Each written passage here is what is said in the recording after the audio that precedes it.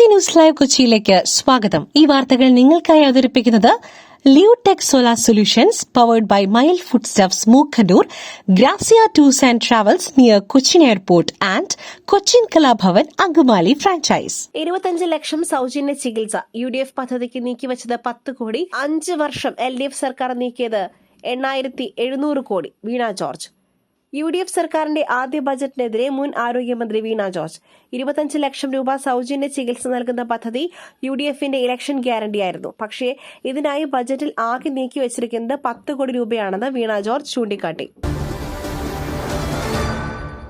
1 രൂപ പോലും നികുതി കൂട്ടാതെ പരിധിക്കുള്ളിൽ നിന്നും അവതരിപ്പിച്ച ബജറ്റ് പുതുയുഗ കേരളം സൃഷ്ടിക്കുമെന്ന് മുഖ്യമന്ത്രി. കേരളത്തെ തുറമുഖ നഗരമാക്കി മാറ്റാനുള്ള സ്വപ്ന പദ്ധതിയാണ് മിഷൻ സമുദ്രയെന്ന് മുഖ്യമന്ത്രി VD സതീശൻ.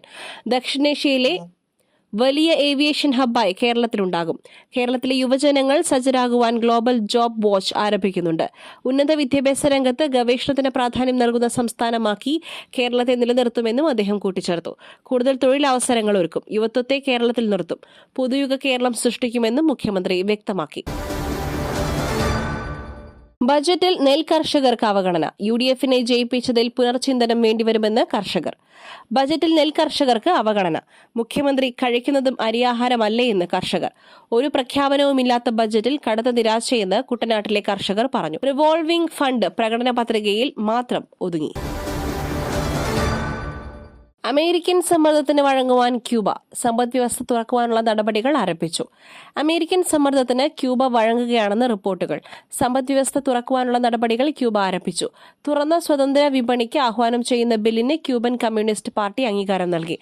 സാമ്പത്തിക പരിഷ്കരണങ്ങൾ നടത്തിയാൽ ക്യൂബയ്ക്ക് മേലുള്ള ഉപരോധങ്ങൾ കുറയ്ക്കാമെന്ന് American state secretary Marco Rubio ആവർത്തിച്ച് പ്രസ്താവിച്ചിരുന്നു. ഇതാദ്യമായാണ് വിപണി തുറക്കുവാനുള്ള തീരുമാനത്തിന് ക്യൂബൻ കമ്മ്യൂണിസ്റ്റ് പാർട്ടി അംഗീകാരം നൽകുന്നത്.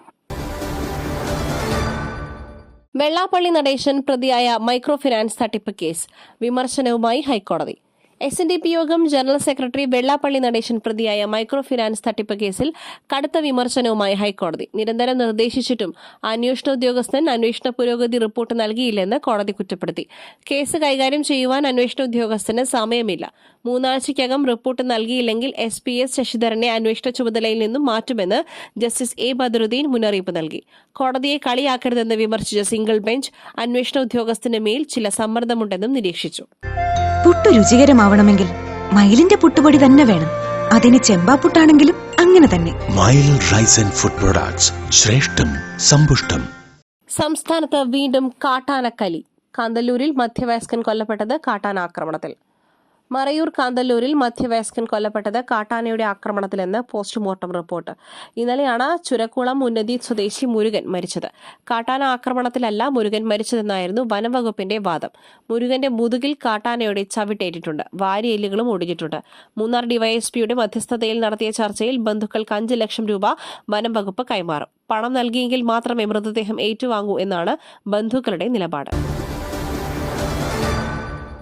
ജീവൻ ഒടുക്കിയ വിദ്യാർത്ഥികളുടെ കുടുംബത്തിന് 1 കോടി നഷ്ടപരിഹാരം നൽകണം. പ്രധാനമന്ത്രിക്ക് കത്തെഴുതി CJP സ്ഥാപകൻ അഭിജിത്ത് ദീപ്. ചോദ്യപേപ്പർ ചോർച്ചയ്ക്കിടെ ആത്മഹത്യ ചെയ്ത വിദ്യാർത്ഥികൾക്ക് നഷ്ടപരിഹാരം നൽകണം. 1 കോടി രൂപ നഷ്ടപരിഹാരം നൽകണമെന്നാണ് ആവശ്യം. വിദ്യാഭ്യാസ സമ്പ്രദായത്തിലെ പരാജയങ്ങൾക്ക് ഉത്തരവാദികളായവർക്കെതിരെ നടപടിയെടുക്കണം. കേന്ദ്ര വിദ്യാഭ്യാസ മന്ത്രി ധർമ്മേന്ദ്ര പ്രധാനെ പുറത്താക്കണമെന്നും തുറന്ന കത്തിൽ CJP സ്ഥാപകൻ ആവശ്യപ്പെട്ടു. പല മാതാപിതാക്കളും മക്കളുടെ വിദ്യാഭ്യാസത്തിനായി ലോണുകൾ എടുത്തിരുന്നതടക്കം കത്തിൽ അഭിജിത്ത് പരാമർശിക്കുന്നുണ്ട്. മറ്റൊരു വാർത്തയുമായി കണ്ടുമുട്ടുന്നതുവരെ നന്ദി, നമസ്കാരം.